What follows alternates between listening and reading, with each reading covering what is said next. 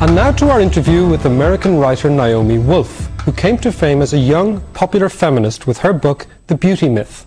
When Agenda visited her in New York, I asked her to turn her thoughts to the pressures on women to find a man and settle down. I mean, now let's separate out these two things. Is there social pressure to have kids? Yes. Is there something different, which you seem to be talking about, which is a desire on the part of many women to have viable male mates who are willing to be committed to a family, you know, and is there a real disjunction in the wake of the sexual revolution between women who are willing to have a family and make a commitment and men who are? Yes, the answer is yes, but that is a problem which is substantially different.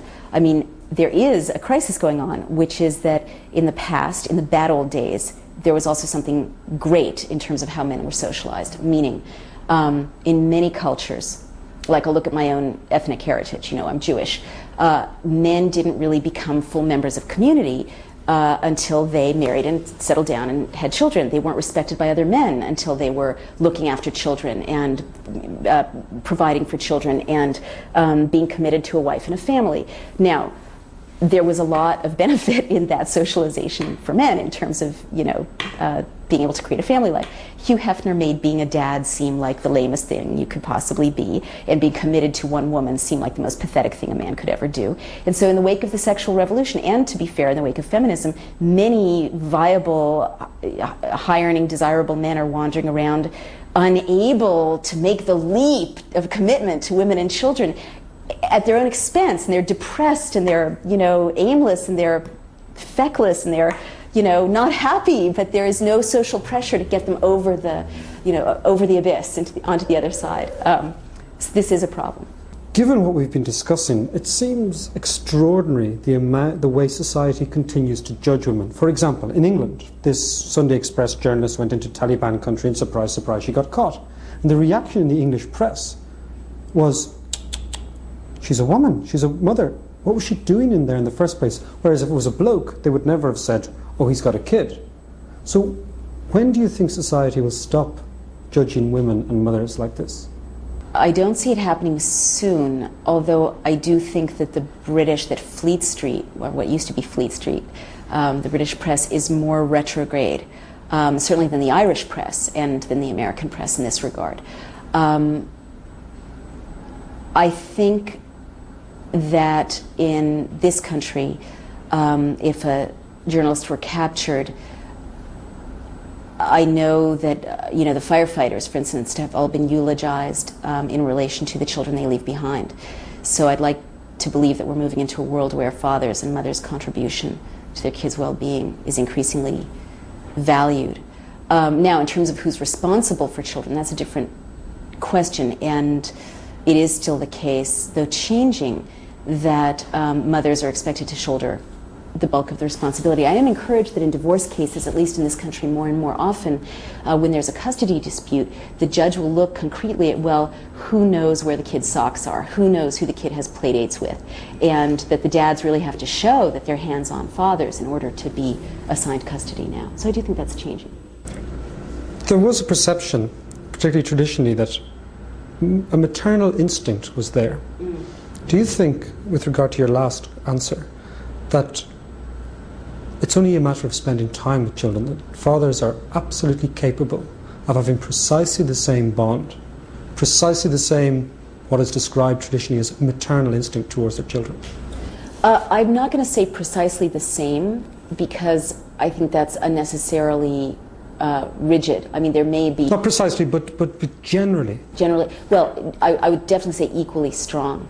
I mean, look, I am of a generation of women who go to work and have had the experience of seeing their child go to their caregiver or go to the daycare center worker, you know, in needing comfort and feeling like, wait a minute, aren't I the child's mother? Well, of course, you know, all the data shows that the baby or the child bonds most with whoever is most often doing the hands-on care. Does that mean we're not real mothers? No, it doesn't. It means that, you know, children are highly adaptive to bonding with the person who's hands-on with them, and that love takes many forms.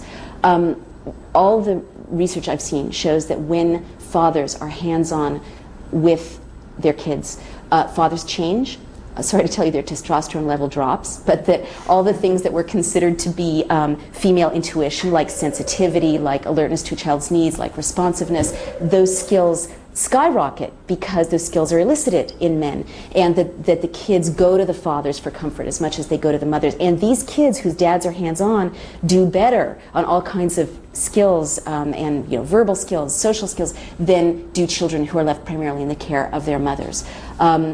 So I think human beings are complicated, and that love takes many forms, and that for dads to say, well, look, I don't know how to still this baby's crying here, that's really a cop-out, and I think I think men underestimate their own capacities when they do that. I'm sitting here listening, as a bloke, I'm sitting here listening to you, and I'm getting the impression that it's not us that are doing this to women, judging women, etc. It's society in general. Well, I don't think it's as simple as are men doing it to women. I mean, let's look at who holds power. In 94% of the Fortune 500 companies, it's male power holders in the most senior positions. So if there's a corporate culture where women feel like they're being assessed for their looks rather than their skills, it's not because a bunch of women are sitting at the top saying, that's not the latest Chanel suit. The strain that women have with work and family. It was women MPs in Tony Blair's government who tried to put through policies that would have guaranteed new mothers their jobs back at flex time. And it was Tony Blair and the male-dominated parliament that dug in their heels because they didn't want to burn up political capital with the business lobby. So no, I don't think it's men as a gender oppressing women as a gender, but I think power doesn't like to yield power. Corporate life likes to have women's labor be undervalued because capitalism works that way. Men like to not have to do 50% of the work at home because that's human nature. And there's a resistance to the kind of change that would mean you have to do more work at home, you face twice the competition on the job, you get paid more, and the world is more fair. Naomi Wolf, thank you very much indeed. Thank you.